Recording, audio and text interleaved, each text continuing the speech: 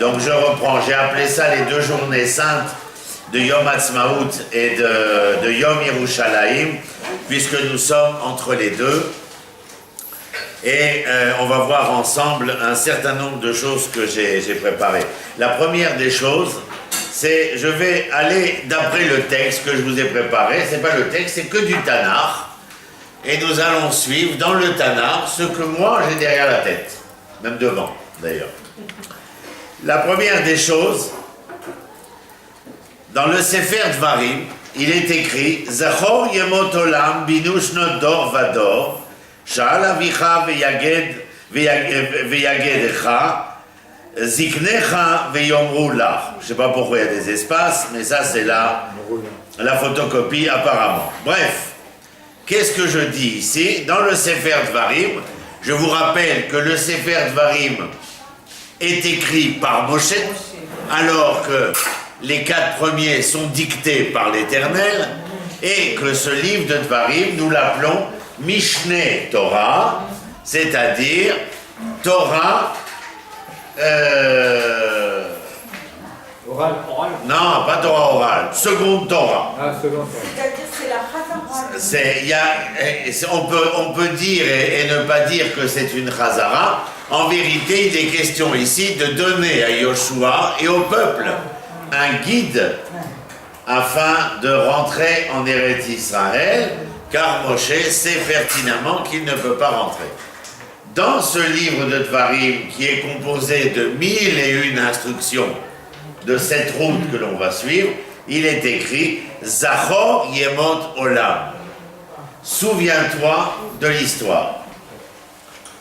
Binu Shnot Dor Vador, ça veut dire réfléchissez sur les pérégrinations des générations. En clair, apprenez l'histoire. Sha'al avicha veyagedecha, demande à ton père et lui te racontera. Ziknecha veyomru lecha, interroge les anciens et ils te diront. C'est-à-dire, on avait dit les téléphones sur Sheket. Donc il y a une chose essentielle. Pour moi, ce sera un petit peu de soda. Merci, mon cher ami. Et il y a une chose essentielle pour pouvoir définir et affirmer quelque événement dont nous sommes les contemporains. Il faut avoir été capable de le considérer non seulement dans l'événement présent, mais aussi dans son rapport à l'événement passé. Parce que l'événement présent, oui, si tu veux voir ou entrevoir une possibilité de demain, il faut analyser aujourd'hui dans sa relation à hier, dans son rapport à hier. Et en conséquence de quoi? En essayant de comprendre. Un exemple. Je suis, moi et mon peuple, dans une jubilation totale, le Hé du mois de Iyar, le jour de Yom Ha'atzmaut, pour la simple raison que de venir et de me dire que je puisse à cet instant jouir de l'indépendance, de la liberté, de la souveraineté, et que je me souviens que 900 jours auparavant,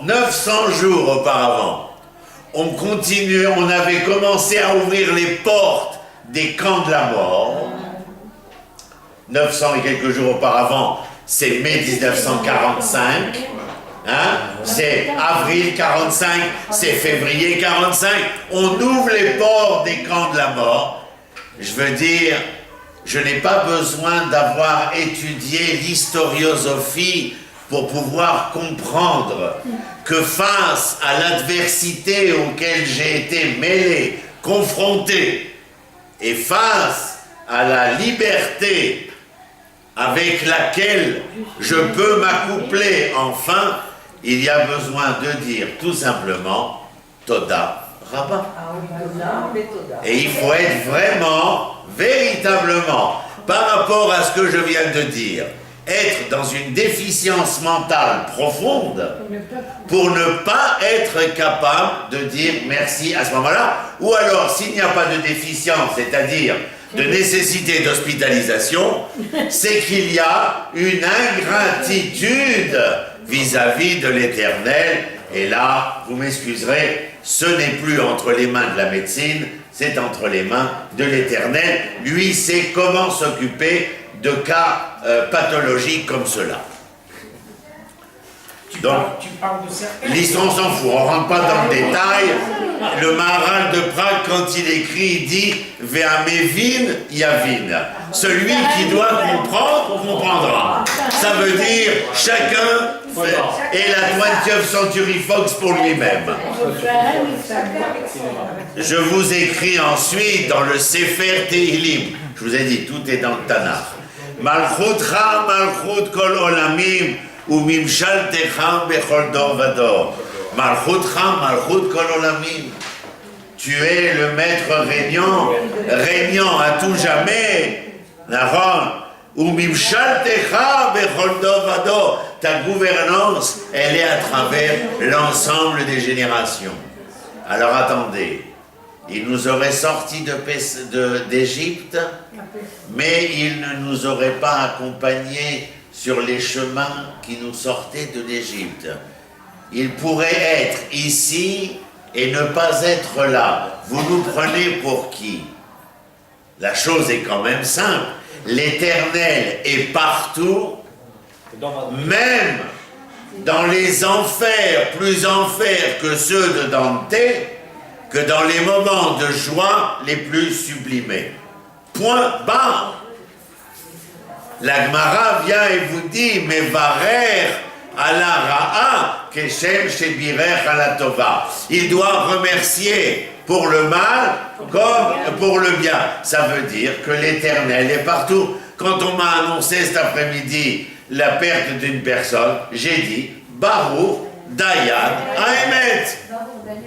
Ça veut dire qu'il est Dayan, et qu'il est Emet, et qu'il est Baruch dans toutes les occasions de l'histoire telle qu'elle se déroule. Donc vous avez ici cette première partie où nous avons deux choses. La première qui est de reconnaître l'importance de l'étude de l'histoire. Sachez que le Rav Kook, notre maître Zatzal, écrivait Historia, non pas avec un tête, il écrivait avec un tav, parce qu'il disait, dans toutes les langues latines, anglo-saxonnes, la racine, c'est Esther. C'est la face cachée de Yudke, de l'Éternel. Et il y a quelque chose de tellement beau, mais aussi qui nous interpelle, c'est Nachon. C'est-à-dire que ce n'est pas une mince affaire que de dire à l'homme, je t'ai octroyé le libre arbitre, non pas que je me sois retiré, parce que si j'étais omniprésent, tu n'aurais pas de libre arbitre, c'est clair.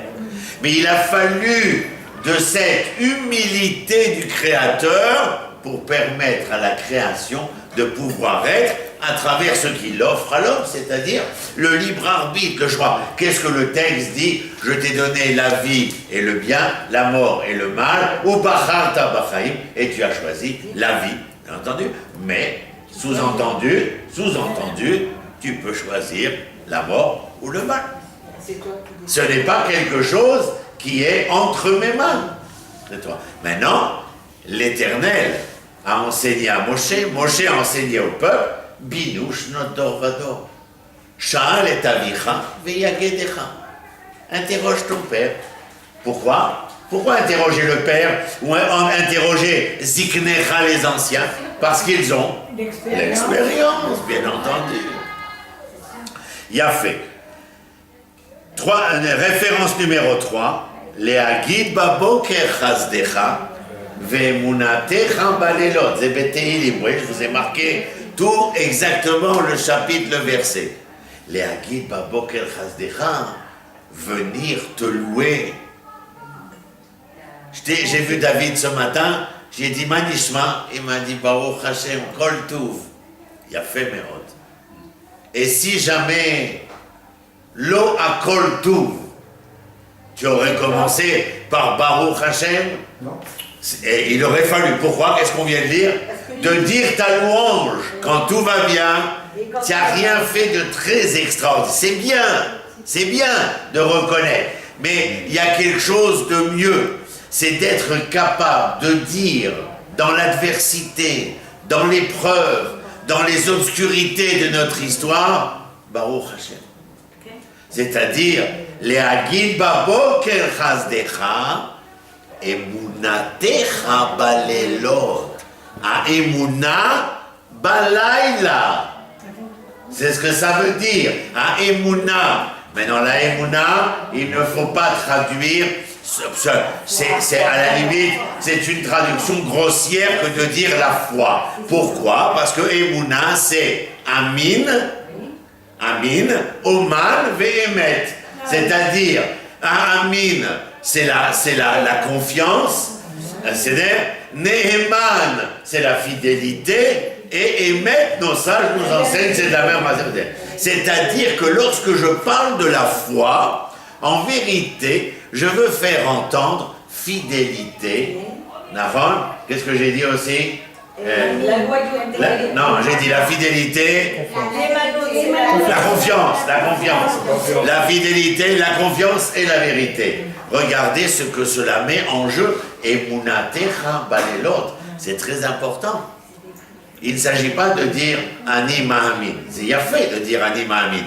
Mais il faut que tu comprennes que dans la Emouna de Ani Mahamin, c'est ta fidélité qui est mise à l'épreuve. C'est ta confiance qui est mise à l'épreuve. C'est ta propre vérité qui est mise à l'épreuve. C'est de l'acte, si tu veux aussi. Hein? C'est de l'acte. Oui, ben, la confiance, fidélité, c'est dans l'acte, bien entendu, évidemment. Évidemment. Mais c'est la confiance, c'est pas la loyauté. Oui, je vous en prie. Non, Balaïla, c'est de dire, d'être capable de dire, alors qu'il fait jour dans ma vie, que tout va bien, quand le soleil brille, dire qu'il fait beau, c'est vrai. Ce qu'il te demande ici, oui, c'est une image. C'est-à-dire, et il y a ici une volonté de te dire, et quand il fait nuit, c'est obscur, es-tu capable de dire, oh, quelle lumière, que fait-il beau, etc. C'est ça ce que l'on veut dire. Ils ont retrouvé le soir. C'est la vérité, je crois que c'est parce que le soir, non, je crois que le soir, on est beaucoup plus en classe, on retrouve à se. Oui, il y a aussi de ce que tu dis, absolument. Mais si tu veux, pas le pshat, le drash, ici on est dans le drash, et vraiment de la polysémie du terme. Parce que Emouna, la foi en elle-même, j'ai beau essayer d'expliquer à mes étudiants la foi, j'arrive pas. Il a fallu qu'on se casse la tête avec ma chevrouta, avec qui j'étudie, le Rabbi Yoel Ben Arosh, pour essayer de trouver des définitions. Et on a trouvé, parce que le mot Emouna, Aleph même Noun dans sa racine, nous envoie dans ces occurrences de confiance, de fidélité, de vérité, que ça englobait énormément de vérité concernant la foi. Il y a fait méode. Nous sommes ici, j'ai encore quelque chose à vous lire, dans Mishneh. Regardez dans le Sefer Mishlei, Shlomo Ameler, les proverbes, il y a marqué Ozen. Vous avez compris que la photocopieuse a fait des espaces. Ozen shomat, ve'ain roa, c'est-à-dire, ve'ain roa, Adonai asa, et roulez. Aval, laissez tomber. L'important c'est Ozen shomat, ve'ain roa. Ça veut dire que par rapport à ce que nous avons expliqué, restons dans l'exemple que nous avons choisi, à savoir Yom HaAtzmaut, Yom Yerushalayim. Je suis confronté à une réalité. Je vois bien. Par exemple, nous qui venons de l'exil, nous comprenons bien qu'il y a une différence substantielle et essentielle dans notre vécu d'aujourd'hui par rapport à hier. Donc les choses sont évidentes. Maintenant, le texte dit, apprends l'histoire, demande à tes anciens, on a vu. Maintenant, sans demander à l'ancien, sans essayer de jouir de l'expérience d'autrui. Le Michelet vient, et je vous le mets en numéro 4, pour vous dire, mais tu es porteur d'oreilles. Tu es porteur Dieu. Dieu, les yeux, bien entendu. Ça veut dire que lorsque Shlomo Ameler écrit Ozen Shomaat Ve'ain Roa, attends, Shlomo, Ozen, attends, je fais le Candide de Voltaire. Ça veut dire que je viens et je dis Ozen Shomaat. C'est pas un peu répétitif? L'oreille pour entendre. Et d'après toi, l'oreille pour voir et l'œil pour entendre. Il dit non, c'est pas ce que je veux dire. Ce que je veux dire, c'est Enaim velo iru, Osnaim velo ishmeu, Af velo yari'ul. On le dit dans la tfila. Je te dis Ozen Shomaat. Vous vous rappelez qu'on avait étudié ensemble l'Ishmoa, le centre de gravité, c'est différent de Hazana et Akshava. Shmiya, c'est le centre de l'équilibre, le liquide. Ça veut dire que quand je ne dis jamais dans ma vie Hazen Israël, Akshem Israël, je dis de la naissance Shema Israël, à la mort Shema Israël. Pourquoi? C'est l'équilibre de l'existentiel. Ça veut dire, il vient et te dit, l'oreille que tu as, elle te demande justement de pouvoir entendre. Mais si je te demande d'entendre, c'est afin de trouver le véritable équilibre de ton existence, pas seulement individuelle, de ton existence au vu et au su de ce temps, de ce vécu qui est le tien. Et Aïn Roa, Aïn c'est pour entendre, non, c'est pour voir. Mais ce que je te demande, parce que voilà, dans la tfila, les sages trouveront eux-mêmes la raison d'inscrire, ils ont des yeux, ils ne voient pas. Zénachon, il y a des gens qui ont des yeux, qui ne voient pas. Il y a des gens, qu'est-ce que dit ma grand-mère, elle me dit toujours, il n'y a pas, elle m'appelait, avant je m'appelais pas Ronnie avant, alors elle m'appelait Jean-René, je répondais pas. Elle me dit, il n'y a pas plus sourd que celui qui ne veut pas entendre. Parce que si c'est pour faire la vaisselle, Jean-René ne répond pas, et s'il vient, je te donne ta semaine, hop, il a entendu. C'est normal. C'est dit, par rapport à l'histoire, il y a cette vérité-là qui fait que, quand on a parlé d'ingratitude, de ceux qui ne sont pas capables de voir dans l'événement de leur vie. Atakamba Boker, tu te réveilles le matin. La première chose que Dieu ne vous montre pas à vous, mais moi je l'ai passé, le moment de la mort. Je l'ai vécu. Ça veut dire, quand tout le monde me demande, Monsieur Akrish, racontez-nous. Eux, ils croient que je leur racontais les lumières et les tunnels. Mais la première chose que je raconte, c'est quoi? C'est que je me suis endormi. J'ai dit, mais alors quelle différence entre quand je me suis endormi et que je suis mort, c'est-à-dire que les carclés avaient et que le soir je vais dormir et je ne sais pas, à un moment donné, quand est-ce que je sais que je me suis endormi? Le matin, quand il est réveillé. Et comme il m'a dit mon ami qui était le patron des urgences, quand je me suis réveillé, j'ai dit, j'ai mal à la langue. Il me dit, tu t'es mordu. J'ai dit, pourquoi tu t'es mordu? Il me dit, parce que, Pircasta, tu as fait un peu d'épilepsie. J'ai dit, ah bon, et où est-ce que j'ai fait un peu d'épilepsie? Ah, il me dit, ça c'est quand tu étais là-bas. Et là, j'ai compris, en me réveillant, que je ne m'étais pas réveillé d'un sommeil, mais que je m'étais réveillé d'autre chose. Alors, quand la Gemara vient et dit que le sommeil, c'est 1/60 de la mort, Mouvan, c'est quoi le 1/60? Le fait de disparaître et de réapparaître. Mais quand on réapparaît le matin, on a conscience de dire Toda. Arbanem, comme il aurait dit mon père. Et là, il dit, c'est pas possible. Tu as besoin de donner un chiot pour dire Toda Rabba. J'ai dit oui, parce que des oreilles, ils ne veulent pas entendre, des yeux, ils ne veulent pas voir. Il faut bien donner une leçon là-dessus. Top, à zéro. Maintenant, regardez, j'ai trouvé le Rashi sympathique, alors je vous l'ai mis aussi, et on va lire ce que Rashi nous dit à propos de l'oreille qui entend et de l'œil qui regarde. Ozen, Shoma, Vainroa, Gimel Vav, ça veut dire Vechoule, etc. Kelomar, Maaseh Yadav M. Maaseh Yadav. Ce que tu entends et ce que tu vois, quand tu l'entends et quand tu le vois, sache que c'est l'action de l'Éternel.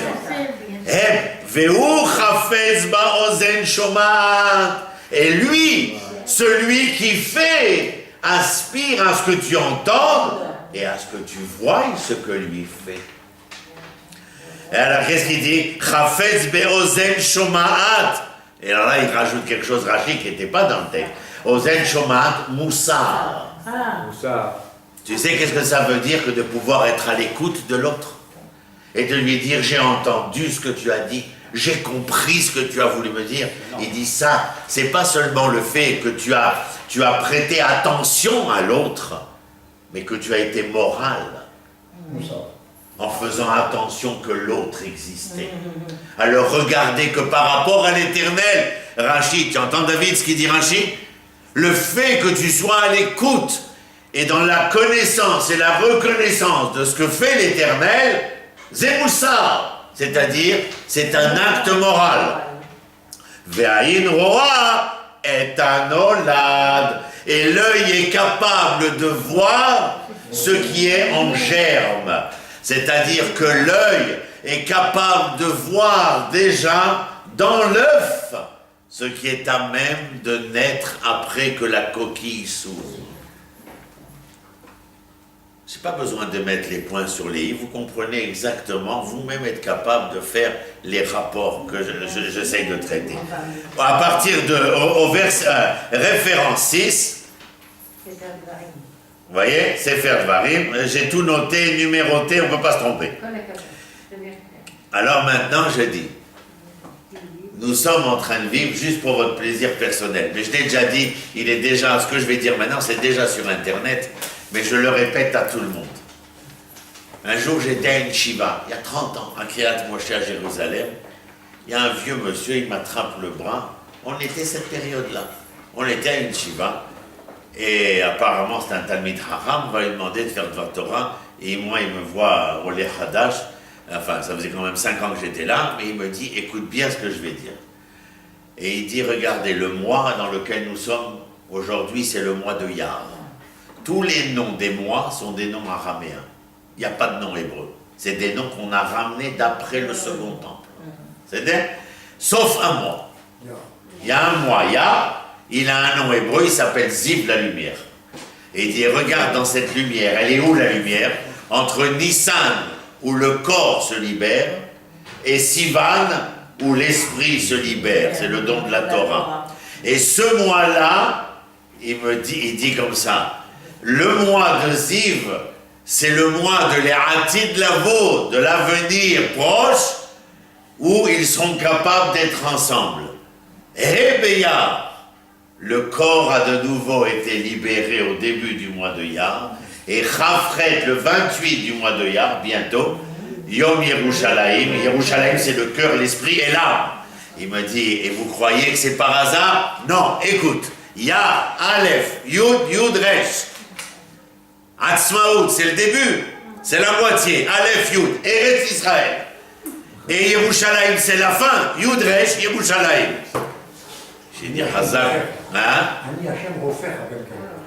Ah, tu sais quoi? J'ai dit, il n'y a pas de micré. Et ce mois est le mois de la lumière, parce qu'il a été capable de rassembler ces deux événements dans un seul et même mois, malgré une séparation, pour une autre histoire. Et donc, moi, je vous mets en référence 6. Je dis maintenant, je ne vais pas venir et vous enseigner, comme on le fait depuis 3 ans, et de vous dire qu'est-ce que représente Yom Ha'atzmaut et Yom Yerushalayim. Non, je dis ça, nous le savons tous. Je dis maintenant une chose qui est très, très importante. Tout à l'heure, tu en as parlé sans y prêter garde. Rabbi Yehuda Levi, le Baal Shem Tov, beaucoup de nos sages disent plus qu'il ne faut faire en sorte que l'homme quitte son exil, l'Égypte, Babel, ou aujourd'hui, il est plus important qu'une fois que le corps a quitté l'exil, de se préoccuper que l'exil quitte le corps.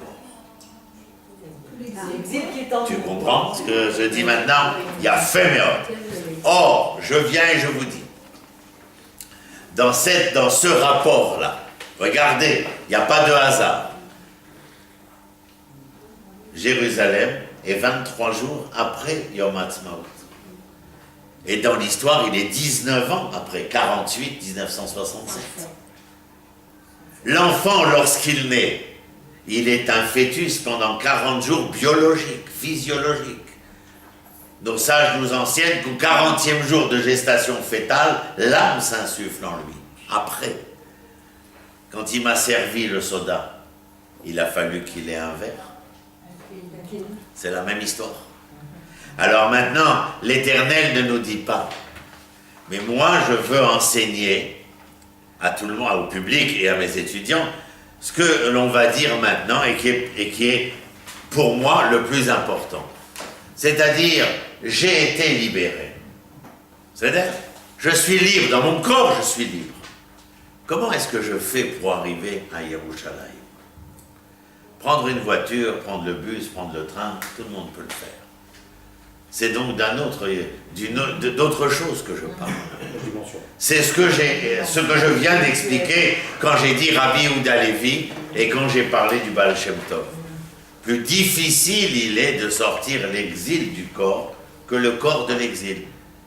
Bien qu'à l'époque du Ramban ou de Rabbi Yehuda Levi, c'était 3 ans sur un âne pour traverser toute l'Europe, alors qu'aujourd'hui c'est 4 heures de voyage, comme pour celui qui vient de France. C'est beaucoup plus aisé aujourd'hui. Mais ce n'est pas dans ce domaine-là dont nous parlons.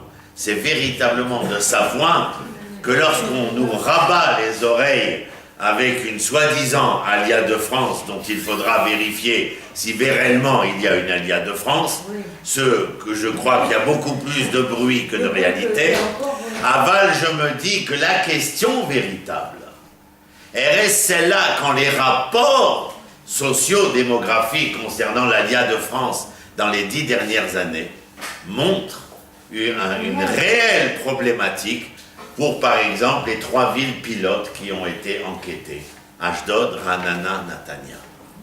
Ça veut dire qu'au vu et su des rapports que nous avons eus entre les mains, les gens sont réellement montés. Mais depuis qu'ils sont montés, ils sont en chute libre. Ils sont pas sortis de leur... Vous comprenez ce que je dis? C'est-à-dire, ils vivent toujours avec leur même...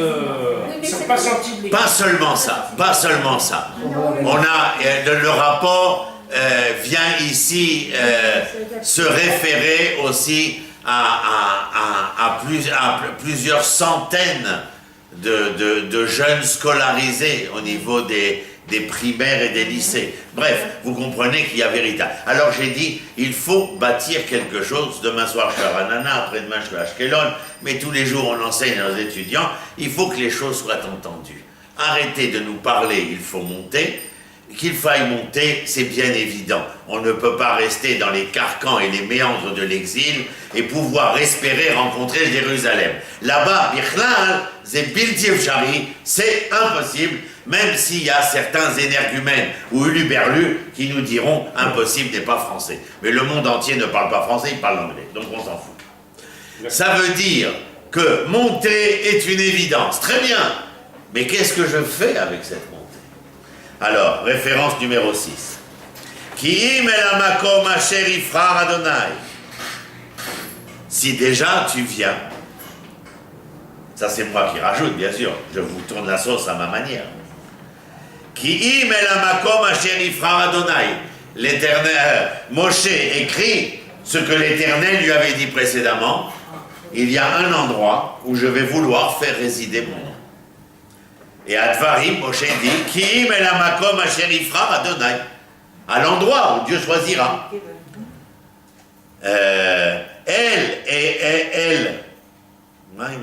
Ki'im el hamakom asher yifrar Adonai, Elohechem, c'est incroyable ces coupures. Elohechem, donc le lieu choisi par l'Éternel, votre Dieu. Mikol Shiftechem, parmi toutes les tribus. Est-ce qu'il voudra faire résider son nom chez Issachar, chez Ephraïm, chez Gad, chez Ménaché? Donc, au sein de l'une des tribus qu'il choisira. Il y a Féméron, la Soumet Shemo, déposer son nom. Les Shichno Tidreshu. Les Shichno Tidreshu, Mazé les Shichno, Shochen. Là où il va être. Résider, non? Oui, résider. Attendez. Mais ce que j'entends ici, et c'est comme parce qu'avec moi vous étudiez le Tanakh. N'oubliez pas. Lorsque vous dites les Shirno, le placer, lui donner une résidence, il y a Féméon. Mais la racine de les Shirno, Shachen. Écoutez maintenant, quand vous avez l'habitude de réfléchir avec moi, c'est non seulement d'être capable de faire de lui votre voisin en lui donnant résidence, mais qui plus est de pouvoir devenir, vous, le voisin de l'Éternel. C'est-à-dire être proche. C'est-à-dire quoi? Être proche.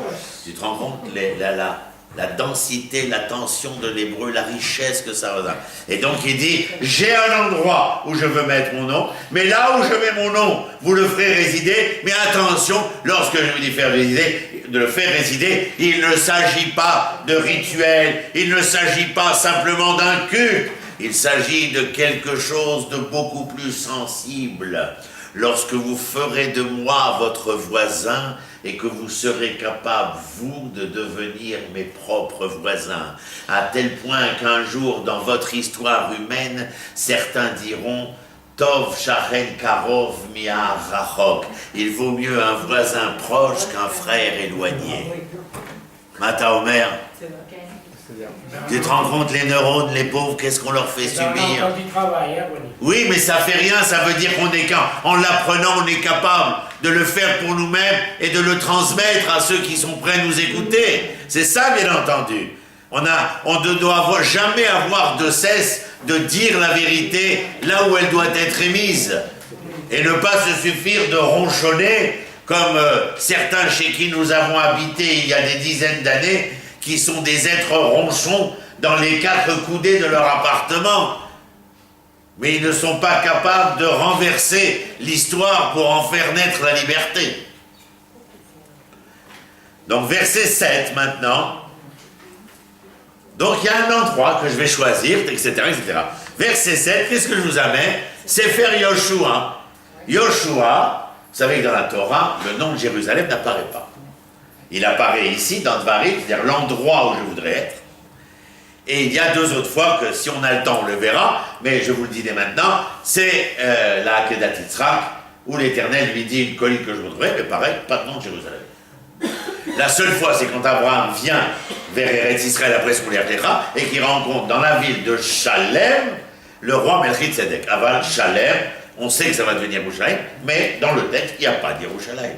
Et par contre, Yerushalayim apparaît à quelle époque? Elle apparaît à l'époque des Sefer Haneviim, des prophètes.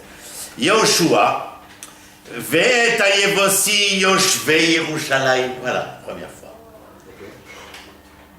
Qui habite à Jérusalem? Le Jébuséen, le Yevosi, Yoshvei Yerushalayim. Lo yuchlu, lo yachlu, entre parenthèses. Ils ne pouvaient pas. Bnei Yehuda le Orisham. Ils n'ont pas pu les conquérir. Vayeshev Vayevosi el Bnei Yehuda b'Yerushalayim ad hayom hazeh. Ça, c'est Yoshua qui parle. C'est-à-dire que nous avons voulu conquérir la ville des Jébuséens, la cité de David d'aujourd'hui. C'est ça la ville jébuséenne. Quand je prends le Tioul Limoudi, les promenades études, alors on fait la vieille ville de Jérusalem, mais je demande toujours dans la vieille ville qu'on commence par Sha'ar Tzion, où est Yerushalayim. La plupart des gens vous diront on est dans Jérusalem, c'est la Jérusalem antique, la vieille ville. La vieille ville, elle est la Yerushalayim biblique, c'est Ir David, et elle n'est pas entourée de murailles. Raison pour laquelle les deux ingénieurs de Soliman le Magnifique, lorsqu'il reconstruit au XVIe siècle les murailles de Jérusalem, les ingénieurs, les deux, ils vont oublier deux quartiers de la Jérusalem biblique à entourer, l'original, la cité de David, la ville jébuséenne, et le mont Sion. Vous avez vu le mont Sion, il n'y a pas de muraille non plus. Et dès que vous rentrez Sha'ar Yafo, porte de Jaffa, regardez la première grille que vous voyez, il y a deux tombeaux, c'est les ingénieurs à tête coupée, que Soliman le Magnifique a condamné à mort pour avoir non accompli le travail demandé.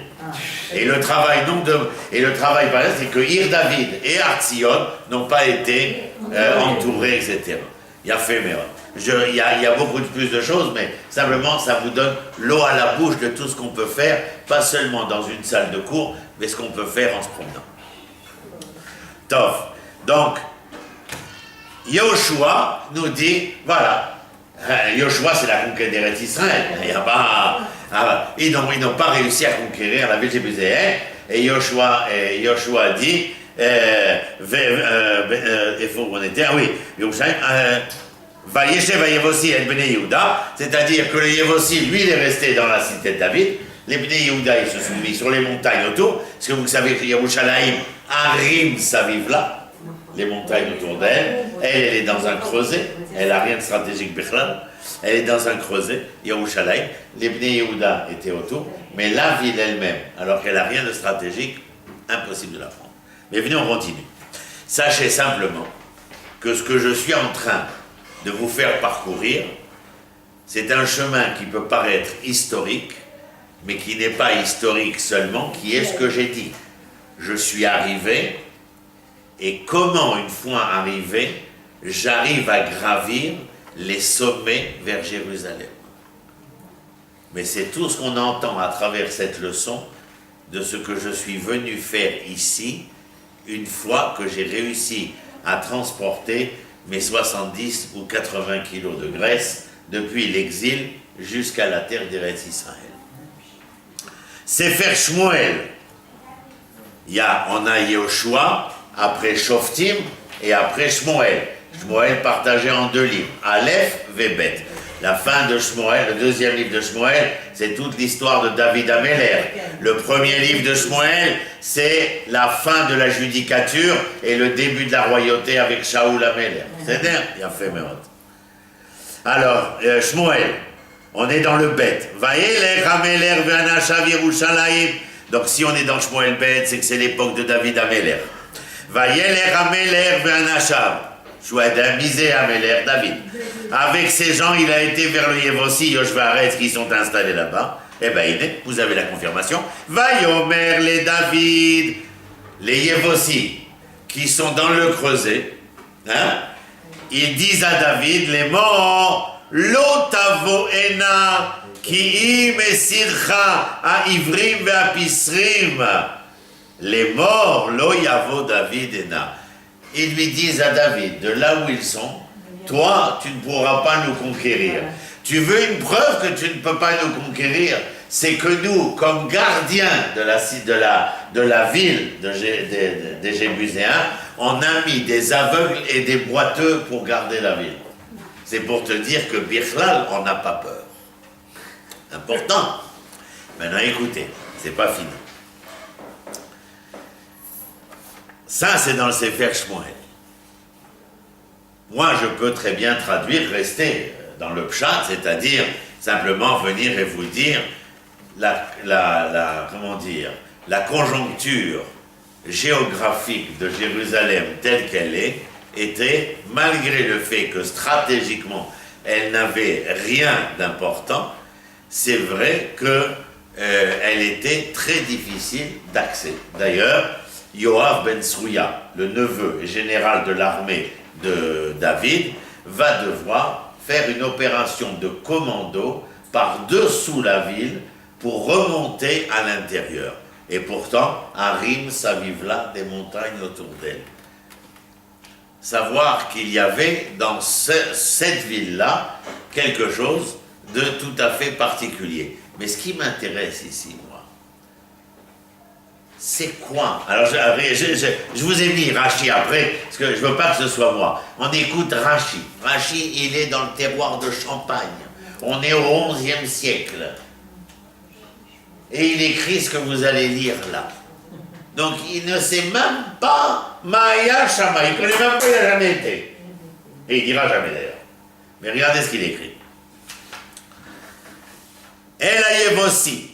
Alors il dit, le Yevosi, vous voulez que je vous dise qu'est-ce que c'est? Metsudat Sion, Nikret Yevos. La forteresse de Sion. Sion, c'est le nom de Eretz Israël, mais le nom de Jérusalem aussi, pour une seule raison. À chaque fois, je suis obligé de faire des parenthèses. Parce que Sion en hébreu, hein, c'est la note. À l'école, Sionim.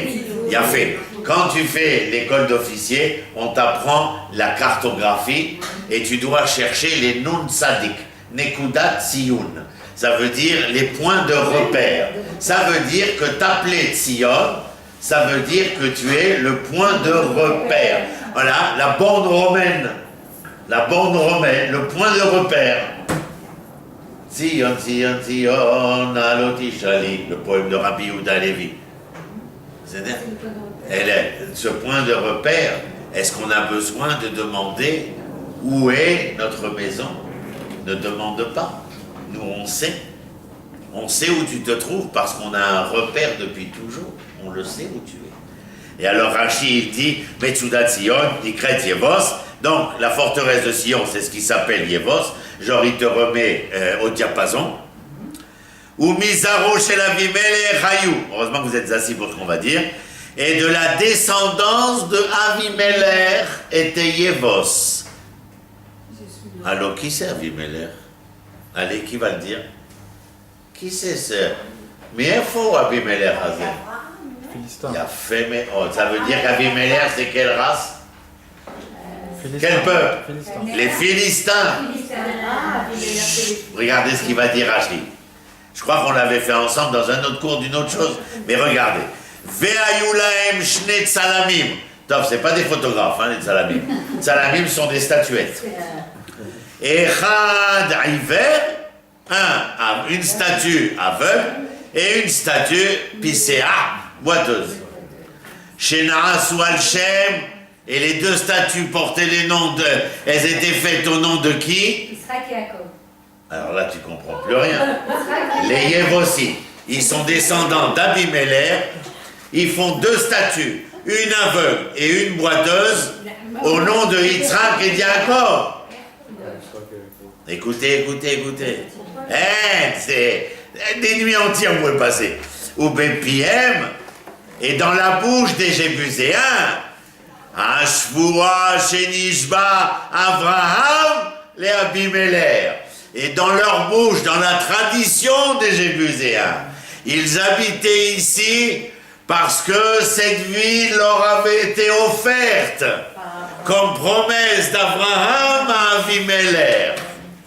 Essayez 30 secondes de penser ce que ça veut dire en 2014. Non, on n'en parle pas.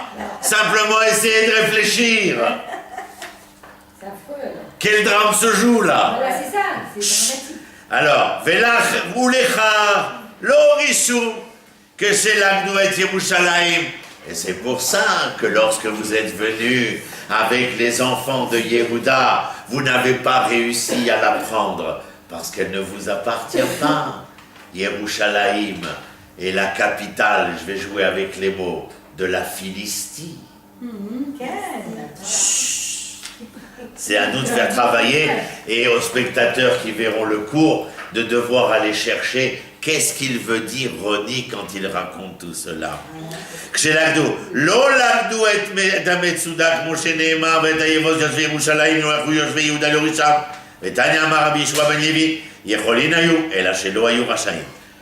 Non, on n'est pas venu dire, je joue le rôle de Rachid qui écrit, je traduis.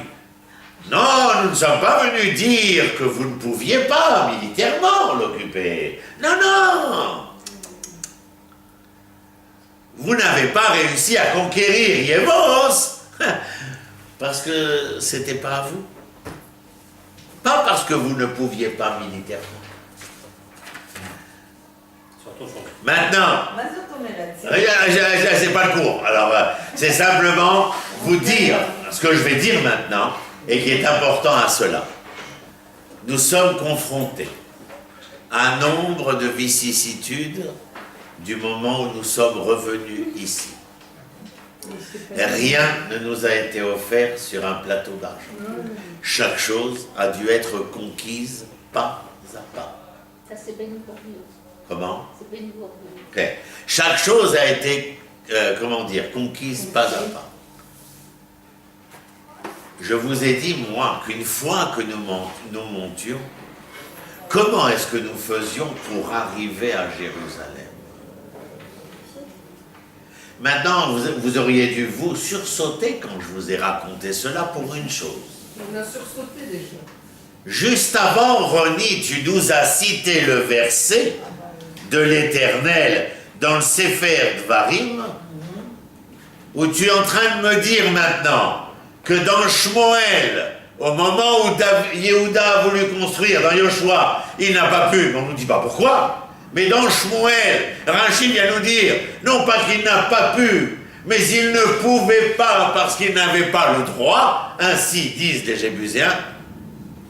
Je comprends, Abraham a donné à Avimelech. Et donc ils ont une tradition chez eux que Shalem, la ville jébuséenne, leur appartient.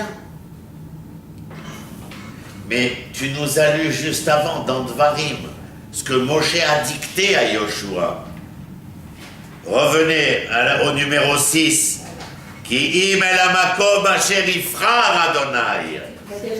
Abraham a donné selon la parole du Yévosi. Et c'est vrai, nous le voyons dans le Sefer Bereshit. Mais qui est le maître d'œuvre qui choisit? L'Éternel.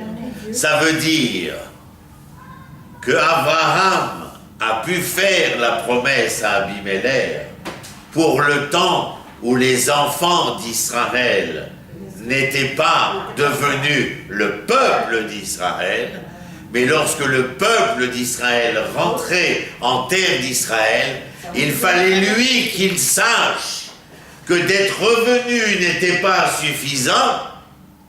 C'est comme sortir d'Égypte et dire « Je suis sorti » et que nous ne marchons pas vers le 50e jour de Shavuot.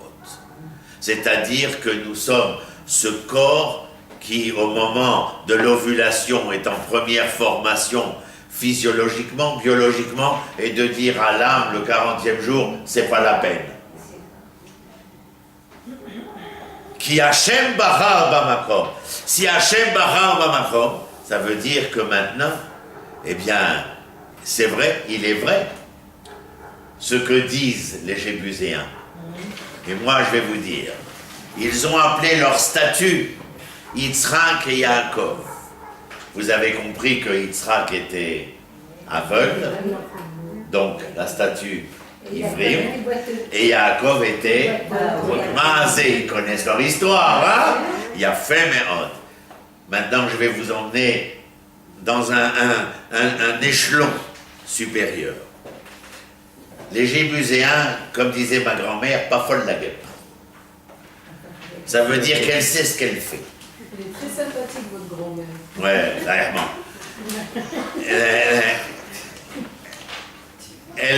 Donc, il dit, Yitzhak, c'est l'aveugle, et Yaakov, le boiteux. Et si ce n'était pas qu'Yitzhak qui était aveugle, et ce n'était pas que Yaakov qui était boiteux, et si c'était vous les aveugles, et si c'était vous les boiteuses, est-ce qu'ils étaient capables, les Jébuséens, d'élever Salamim, Tselem? Mais moi, l'Éternel m'a dit qu'il m'a fait Betselem Elohim, à l'image de Dieu. Et eux, ils veulent... Oui, si tu es aveugle, tu deviens le Tselem statue. Tu es figé dans l'histoire. Si tu ne sais pas vers où marcher, mais que tu doutes parce que tu boites, je vous rappelle que le boitement de Yaakov est conséquent de son retour en arrière lorsqu'il retraverse le fleuve Yabok et qu'il est confronté à l'ange qui, parce qu'il est revenu en arrière, lui dit « On a le droit de douter un temps, mais on n'a pas le droit de douter tout le temps. » Il est retourné. Et donc il y a dans cette interpellation des Jébuséens quelque chose qui vient et qui nous dit, vous avez eu une descendance, mais le danger pour votre descendance, lorsqu'elle sera là sur la terre,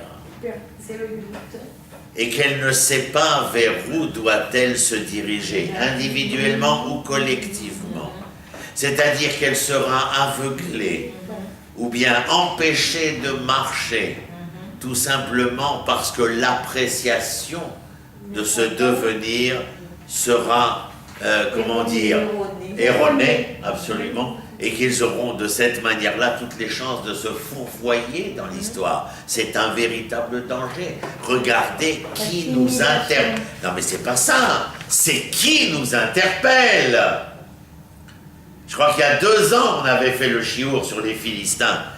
Toute l'histoire d'Abraham face aux Philistins, avec les accords de paix, Beersheba 1, 2, 3. Il y a 2 ans de ça, peut-être on avait fait ça. Et je vous avais dit, arrêtez de pointer le doigt vers les Philistins ou vers les Palestiniens. Ce ne sont pas les Philistins ou les Palestiniens qui sont responsables. Ce sont les Juifs qui sont retors. Exactement, ce qui nous fait. Bien sûr. Le Palestinien ne pénètre que là où quelqu'un lui ouvre la porte. Mais il n'est jamais rentré. Prenez des périodes comme 1948, 1967, en 48. Moi, en 1967, quand on vous raconte l'histoire et que l'armée d'Israël a avancé de Jérusalem jusqu'à Beersheba en passant par Bethléem et Hebron, qu'est-ce qu'il a fait le chef de Hebron? Le nom, j'ai oublié. Bon, bref, non, mais j'ai oublié son nom. La grande famille de Hebron, il est venu avec le coussin et la clé pour de la Meharat Marpella. C'est-à-dire qu'eux savaient ce que voulaient dire les vainqueurs. Et ils savaient d'autant plus qui étaient les vaincus. Et c'est lui qui amène la clé. Mais quand Moshe Dayan refuse la clé et lui rend le coussin, l'autre, il est perturbé dans son appréciation de la tradition. Et à un moment donné, la traduction de ce fourvoiement-là va être traduite comme une faiblesse. Et c'est exactement ce qui se passe avec les vignes en ce moment. Ken, Aval, là j'ai insisté lourdement sur la phénoménologie ici collective d'Israël. Mais sachez que cela concerne tout un chacun de nous sur le chemin vers Jérusalem. J'ai rencontré quelqu'un dans un café où j'ai mangé avec mon épouse la semaine dernière. Un homme de Torah sous toute apparence. Il me dit, vous habitez, alors moi toujours très fier comme un bar tabac, je lui dis, j'habite Kiryat Arba et Hebron. Waouh! J'ai dit, Makara. Waouh! Je lui dis, tu es ému que j'habite à côté de papy et de mamie? Abraham et Sarah, bien entendu. Il me dit, c'est pas dangereux. J'ai dit, moi je te parle de papy et de mamie, tout ce que tu me trouves à me parler, c'est dangereux. Il y a un décalage profond entre l'amour familial et il me dit, même moi, hein, j'habite Jérusalem, ça doit faire au moins 2 ans que j'ai pas été au Kotel.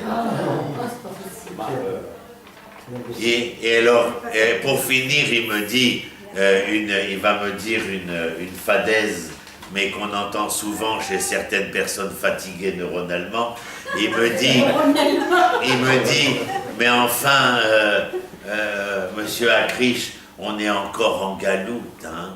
Wow. Ah, j'ai dit bien sûr. Exactement. Je lui dis, si tu appelles le fait que la terre donne son fruit avec abondance et que le peuple revient, ainsi qu'il est écrit au 11e chapitre de la Gemara de Sanhedrin, page 98, recto, alors vous avez une mauvaise traduction de l'histoire. Mais enfin, si on a des oreilles pour ne pas entendre, des yeux pour ne pas voir et des nez pour ne pas sentir, on est capable d'être... C'est censé dire dans l'histoire, n'est-ce pas? Allez, encore un peu. Sefer Bereshit, on l'avait fait ensemble. Alors, il y a quelque chose, bien sûr, sur le chemin de Jérusalem. Il y a dans Sefer Bereshit 1, Perek Yudbet, Vayomer Adonai Abraham, Lerlecham, Yaltzeram, Mulaterom, Edavichal, Aretzajerarika. Tout le monde connaît ça. Tu dois te mettre en marche vers la terre, je t'indiquerai, mais tu dois quitter ton père, ta maison, ta famille, le pays où tu as grandi, le village, blablabla. Si tu veux partir à la rencontre de toi-même, il te faut tout quitter. Tu sais où est-ce que tu as appris ça, mon petit? Quand tu es né, la sage-femme, elle a coupé le cordon ombilical. Et s'il n'y avait pas eu dans la conscience de la sage-femme que la physiologie de la nature était qu'elle devait couper toute attenance, accointance, lien, quel qu'il soit, physique, avec ce que tu avais été, tu ne pourrais jamais devenir. C'est compliqué de comprendre ça? Est-ce que c'est compliqué? Des fois, j'essaye d'être simple parce que je sais que j'ai un langage, un français châtié, et que des fois je fais peur avec mon français. Mais là, il n'y a pas besoin de sortir de Saint-Cyr, comme disait toujours ma grand-mère Esther. Elle a marqué mon existence. Elle avait plein de phrases comme ça. Alors, il n'y a pas besoin de sortir de Saint-Cyr, absolument. Alors, comment ça se fait qu'il y a autant de crapules dans l'histoire du peuple d'Israël? Non, pardon, du peuple juif, parce qu'Israël, c'est déjà un titre de noblesse. Hein? Ah, mais je suis optimiste, bien entendu. Même Moshe, il était optimiste. Même après la plaie de l'obscurité, quand les 4/5e ont été ensevelis sous la plaie de l'obscurité, il a continué à croire à son histoire, il a fait l'histoire avec un 5e. Et quand il a su que ce 5e qui était sorti, ils allaient tous être enterrés dans le désert, et que seuls deux, Yoshua ben Nun et Caleb ben Yefoulé, il a quand même écrit Dvarim et il l'a transmis à Yoshua. Malasot, il a fait avec 2 sur 12 000, 15 millions peut-être de personnes. Malasot, c'est d'accord. Qu'est-ce qu'il dit Yeshayahu? Echad minaïr veshnaim et mishpacha. Depuis l'origine, il t'a dit, Yeshayahu le prophète, alors qu'il était prophète sous la royauté de Yehuda. Et il a dit comment? Viendront des temps où il y en aura 2 par famille et 1 par ville. C'est une expression pour te dire Me'atanashim. Il y a fait Me'ot. Donc il y a le Ler Lecha, ton chemin. Et je vous l'avais dit, je vous le répète en 2 secondes ici. Ler Lecha, c'est va vers toi. Pour aller vers toi, il faut tout quitter. Maintenant, va vers toi, vers la terre, je t'indiquerai, je le dis, je le répète des milliards de fois ce que je vais vous dire maintenant. Vers la terre, je te dis pas laquelle. Pourquoi? Je te dis pas laquelle terre, vers laquelle terre. Je te dis va vers toi. Parce que plus tu seras capable de te mettre en chemin vers toi, plus la terre se révélera à toi. Et à chaque fois que tu ne ressentiras pas la terre comme étant la conjointe de ton histoire, ce n'est pas que la terre sera loin, mais quoi que toi tu seras loin de la terre. Point barre. Oui, mais ce que tu nous dis, Ronnie, c'est ce qui est grave, c'est quand des dirigeants, n'est-ce pas, ont une méconnaissance totale. Tu as entièrement raison, mais je ne veux pas rentrer là-dedans. Parce que aujourd'hui, tout est... le coussin. Ah, mais... Lui qui était tellement versé dans les recherches archéologiques, etc., il avait pas... Et les Meraglim, les 10 qui parlent mal d'Eretz Israël, Rachi les appelle Sanedraout, le Sanhédrin d'Israël. Alors tu te poses des questions. Si tu avais dit les clochards, tu aurais dit les malheureux, ils n'ont pas été à l'école. Mais ils te disent Sanedraout. Tu te dis quelque chose qui cloche, tu comprends? Bref, allez, on fait encore un petit peu l'autre Bereshit. Le deuxième, qu'est-ce qu'il y a marqué le deuxième Bereshit? Référence numéro 11.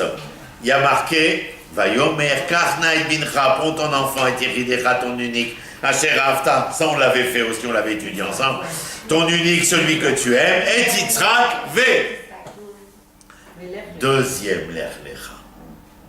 Ler Lecha, elle est Eretz Moria, vers la terre où Dieu enseigne, Moréia. Et la colline vers laquelle je t'enverrai, ça s'appelle comme ça.